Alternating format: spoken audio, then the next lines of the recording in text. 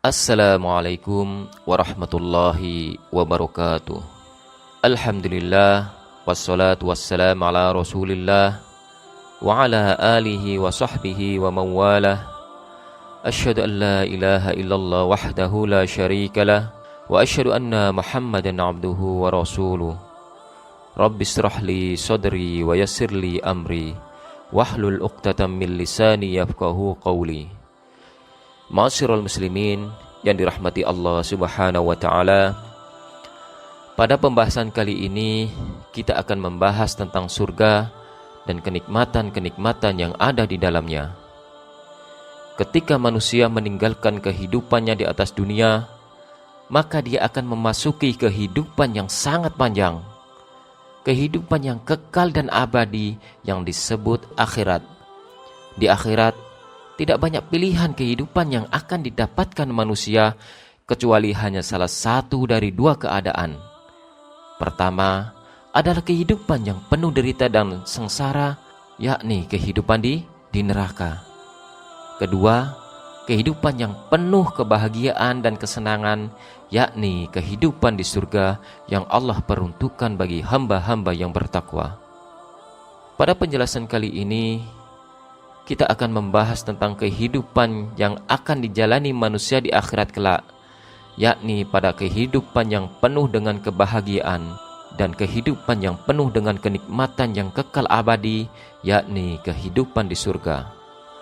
Ma'asyiral muslimin yang dirahmati Allah Subhanahu wa taala, surga adalah fani'ma uqbaddar, sebaik-baik tempat menetap.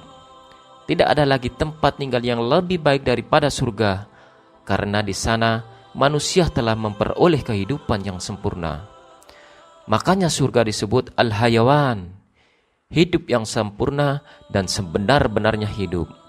Karena di sana tidak ada lagi mati, tidak ada lagi sakit, tidak ada lagi sedih, tidak ada lagi tua, dan tidak ada lagi kantuk, tidak ada lapar, dan tidak ada haus. Di sana manusia hanya hidup selamanya, sehat selamanya, mudah selamanya, dan bahagia selamanya. Kehidupan manusia di sana hanya makan, minum, dan bersenang-senang saja. Begitulah bentuk nikma uqbaddar, sebaik-baik tempat menetap. Allah Subhanahu wa taala berfirman, "Walladzina amanu wa 'amilus solihati lanubawwi'annahum minal jannati ghurafan tajri min tahtihal anharu khalidina fiha ni'ma ajrul 'amilin." Dan orang-orang yang beriman dan mengerjakan kebajikan, sungguh mereka akan kami tempatkan pada tempat-tempat yang tinggi di dalam surga, yang mengalir di bawahnya sungai-sungai. Mereka kekal di dalamnya, dan itulah sebaik-baik balasan bagi orang yang berbuat kebajikan. Alladzina sabaru wa ala rabbihim yatawakkalun, yaitu orang-orang yang bersabar dan bertawakal kepada Tuhannya. Ma'asyiral muslimin yang dirahmati Allah Subhanahu wa taala. Pada bagian awal dari pembahasan tentang surga, akan kita mulai dengan menjelaskan tentang pintu-pintu surga. Karena ketika seorang hendak masuk ke dalam suatu tempat, maka hal pertama yang harus dilewatinya adalah pintu. Pintu sebagai tempat masuk sekaligus juga akan menjadi penentu nilai siapa yang datang. Ma'asyiral muslimin yang dirahmati Allah Subhanahu wa taala, ketika manusia dimasukkan Allah Subhanahu wa taala ke dalam surga, tentu ia akan masuk dari pintu-pintu surga. Dan pintu-pintu surga itu lebih banyak jika dibandingkan dengan pintu neraka. Kalau pintu neraka itu jumlahnya ada 7, sedangkan pintu surga jumlahnya ada 8. Sesuai dengan sabda Nabi sallallahu alaihi wasallam, "Fil jannati thamaniyatu abwab." Surga memiliki 8 pintu. "Wan naru laha sab'atu abwab." Dan neraka memiliki 7 pintu. Kenapa Allah Subhanahu wa taala lebihkan satu pintu surga dari pintu neraka? Karena Allah ingin menunjukkan bahwa kasih sayang Allah lebih luas dibandingkan murkanya. Makanya pintu surga itu lebih banyak dibandingkan pintu neraka. Menurut Ibnu Abbas radhiyallahu anhu ta'ala dijelaskan bahwa setiap surga memiliki 8 pintu. Pintu pertama adalah milik para nabi dan rasul serta para syuhada. Pintu kedua milik ahli sholat yang membaguskan wudhu dan rukun sholat mereka. Pintu ketiga adalah milik ahli zakat. Pintu keempat adalah milik orang-orang yang menyuruh dengan yang ma'ruf dan mencegah dari yang mungkar. Pintu kelima adalah milik orang yang menahan diri mereka dari godaan syahwat. Pintu keenam milik orang yang haji dan umroh. Pintu ketujuh adalah milik para mujahid yang berjuang di jalan Allah Subhanahu wa taala, baik dengan harta maupun jiwa mereka, namun mereka tidak terbunuh di jalan Allah Subhanahu wa taala. Pintu kedelapan adalah milik orang-orang yang bertakwa, di mana dahulu mereka menutup pandangan mereka dari hal-hal yang diharamkan Allah Subhanahu wa taala dan mereka gemar melakukan kebaikan dan amal soleh.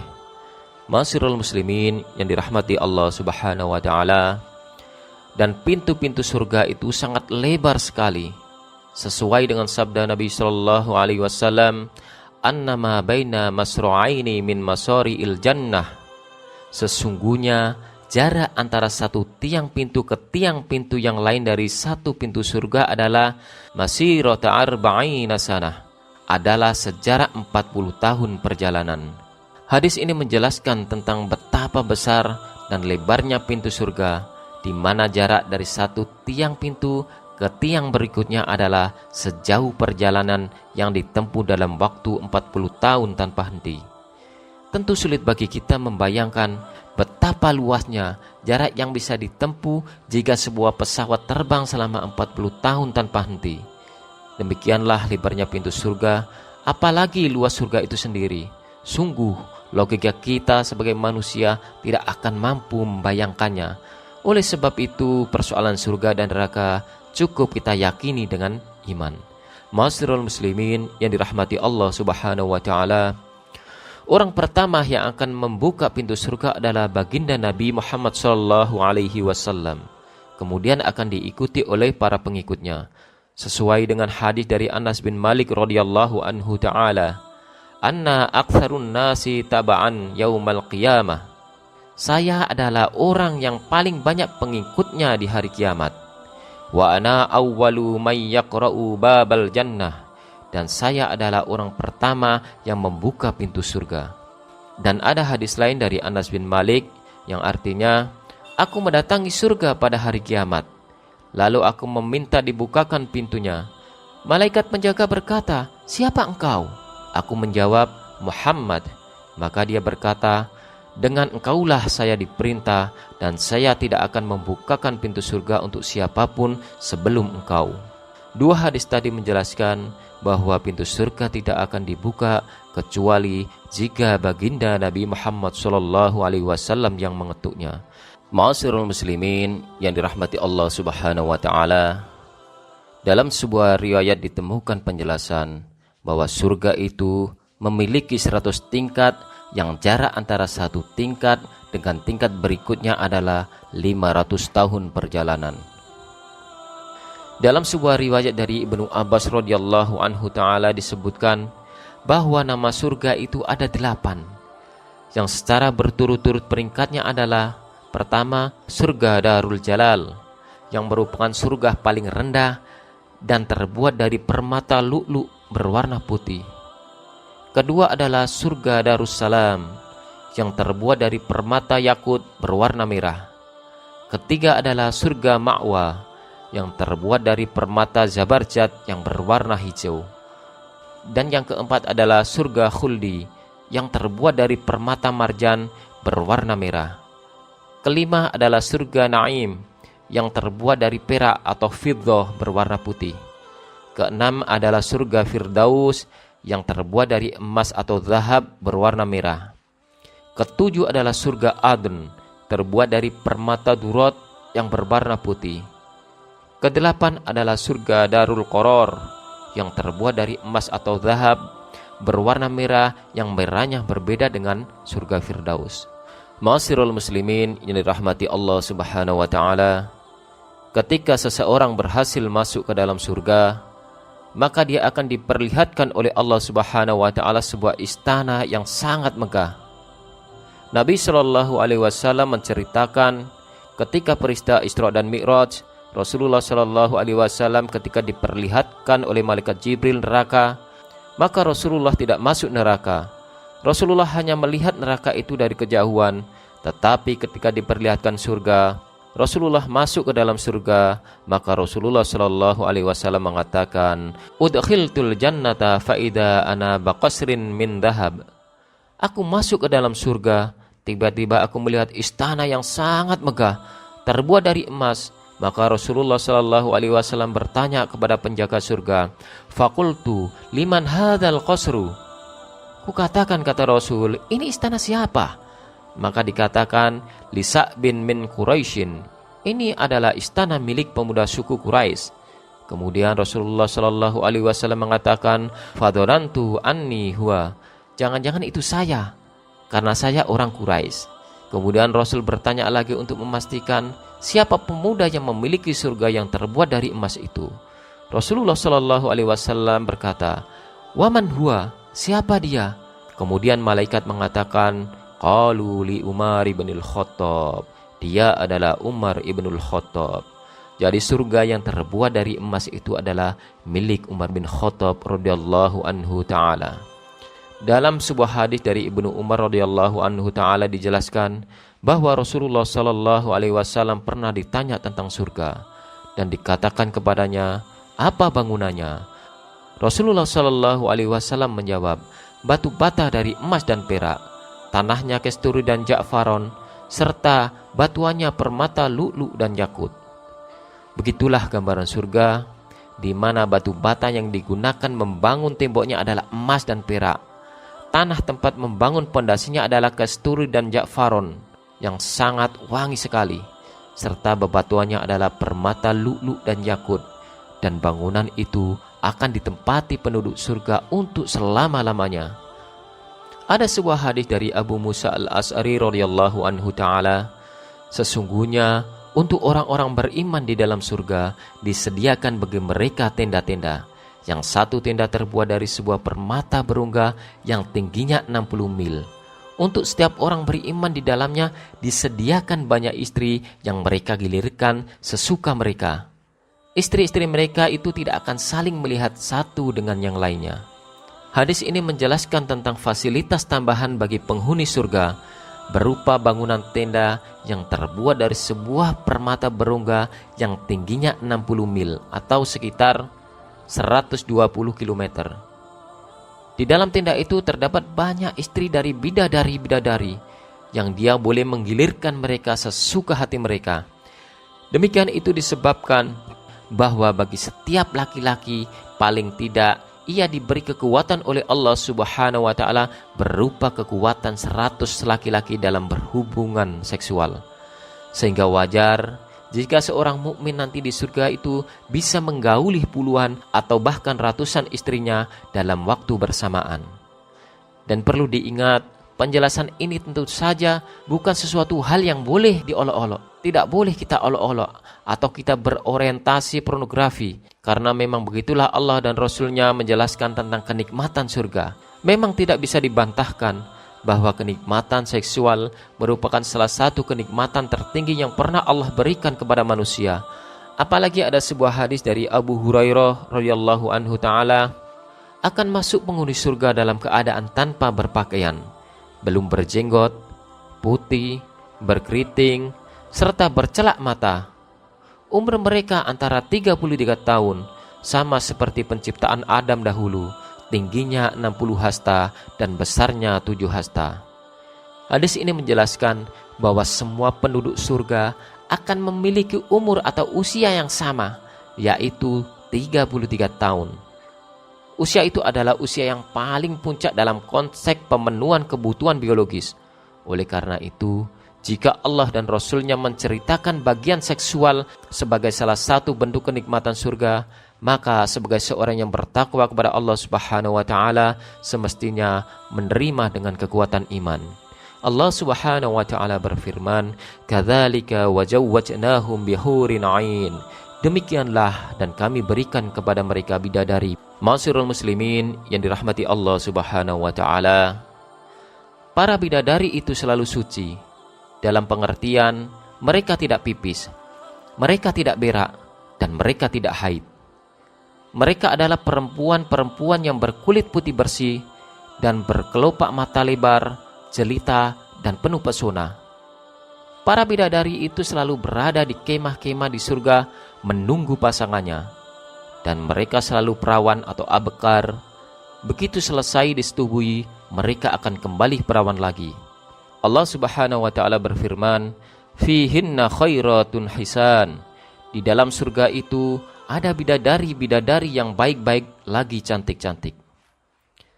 Ma'asyiral muslimin yang dirahmati Allah Subhanahu wa ta'ala, bagi penduduk surga tidak ada kesibukan seperti kesibukan di dunia, melainkan hanya untuk bersenang-senang dengan makanan dan minuman serta berhubungan badan bersama istri-istri mereka. Allah Subhanahu wa ta'ala berfirman, sesungguhnya penghuni surga pada hari itu bersenang-senang dalam kesibukan mereka. Mereka dan istri-istri mereka berada dalam tempat yang teduh, bertelekan di atas dipan-dipan. Di surga itu mereka memperoleh buah-buahan dan memperoleh apa yang mereka minta. Abdullah bin Abbas pernah ditanya tentang kesibukan para penghuni surga manakala mereka sudah tidak dibebani kewajiban apapun oleh Allah Subhanahu wa ta'ala. Maka beliau menjawab dengan jawaban yang membuat kita semua tergiur. Beliau mengatakan, kesibukan penduduk surga hanyalah makan dan minum, serta merobek keperawanan istri-istrinya di tepi pantai yang mengalir di bawahnya. Rasulullah Shallallahu Alaihi Wasallam pernah ditanya oleh para sahabat, hal yamassu ahlul jannati ajwajahum, apakah penduduk surga menyentuh atau berjima dengan istri-istrinya? Rasulullah bersabda, qala na'am, iya, bidzakarin la yamallu, dengan keperkasaan yang tidak pernah bosan, farjin la tuhfa, dan kemaluan yang selalu perawan, wa syahwatin la tanqati', serta syahwat yang selalu bergejolak tak pernah usai. Dan para bidadari itu tidak hanya memiliki wajah dan penampilan yang cantik, namun mereka juga memiliki suara yang sangat merdu. Setiap saat mereka akan bernyanyi untuk menghibur suami mereka. Nabi Shallallahu Alaihi Wasallam bersabda, tidaklah seorang laki-laki masuk surga kecuali akan duduk dekat kepala dan kakinya dua bidadari yang bernyanyi untuknya dengan suara paling indah yang belum pernah didengar oleh bangsa jin dan manusia. Tendangannya bukanlah seruling syaitan, namun pujian dan penyucian terhadap Allah Subhanahu wa ta'ala. Itulah kenikmatan di surga, di mana penduduk surga akan mendapati sungai-sungai yang mengalir di bawahnya, serta taman-taman yang indah dan diisi oleh para bidadari yang cantik. Ia bebas masuk ke dalamnya, lalu menggaulinya sesuka hati mereka. Ma'asyiral muslimin yang dirahmati Allah Subhanahu wa ta'ala, ketika baginda Nabi Muhammad sallallahu alaihi wasallam diajak ke surga pada malam Isra dan Mi'raj, Nabi sallallahu alaihi wasallam diajak Jibril masuk ke dalam surga. Tiba-tiba Nabi sallallahu alaihi wasallam melihat sebuah kubah besar yang terbuat dari permata. Maka Nabi sallallahu alaihi wasallam berkata kepada Jibril, "Qultu, ma hadza ya Jibril?" Wahai Jibril, sungai apakah ini?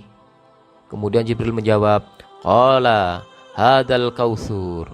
Ini adalah sungai Al-Kautsar, alladzi a'taka rabbuka fa idza tinuhu miskun adfar. Surga Al-Kautsar yang diperuntukkan Allah kepadamu, di mana tanahnya adalah kasturi yang sangat harum. Jadi Al-Kautsar adalah sebuah telaga atau sungai di surga. Kelilingnya adalah emas, tempat lewatnya adalah permata dan yakut. Tanahnya lebih wangi dari kasturi, airnya lebih manis dari madu, lebih putih dari salju yang Allah sediakan untuk Nabi Muhammad sallallahu alaihi wasallam. Ada sebuah hadis dari Muawiyah radhiyallahu anhu taala bahwa Nabi sallallahu alaihi wasallam bersabda, sesungguhnya di surga terdapat sungai tawar, sungai madu, sungai susu, dan sungai khamar, dan darinya kemudian muncul pula banyak sungai. Ma'asyiral muslimin yang dirahmati Allah Subhanahu wa ta'ala, jadi di dalam surga itu terdapat sungai dengan air yang sangat sejuk dan tawar. Ada sungai madu, ada sungai susu, dan ada sungai khamar yang sangat lezat bagi para peminumnya. Dari masing-masing sungai inilah kemudian tersebar banyak aliran sungai ke istana-istana penghuni surga hingga mengalir ke bawah kamar-kamar mereka. Adapun siapa saja yang pernah meminum minuman keras di dunia, lalu ia meninggal tanpa sempat bertaubat, maka manakala dirinya masuk surga, maka dia tidak akan merasakan lezatnya khamr di akhirat. Akan tetapi, ia tetap mendapat nikmat yang sangat banyak kecuali khamr.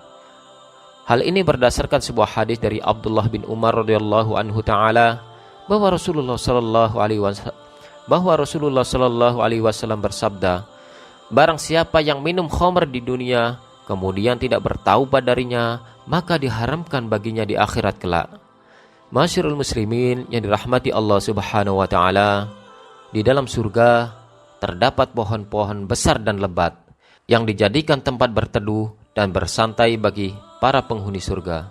Nabi Shallallahu alaihi wasallam bersabda, sesungguhnya di dalam surga terdapat sebuah pohon yang bayangannya bisa dilewati oleh seorang yang mengendari kendaraan cepat tanpa berhenti selama 100 tahun. Jika kalian ingin memilikinya, maka perbanyaklah membaca wadhillim mamdud wa ma'im maskub.